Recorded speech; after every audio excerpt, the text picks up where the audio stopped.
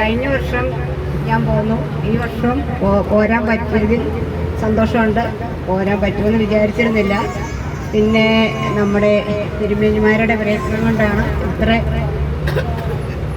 വേഗം എല്ലാ കാര്യങ്ങളും നടന്നു. വടക്കുന്നാഥൻ്റെ അമ്പലത്തിലൊക്കെ കഴിഞ്ഞ വർഷം പോന്നപ്പോൾ ഇതുപോലെ തൊഴാൻ പറ്റിയില്ല.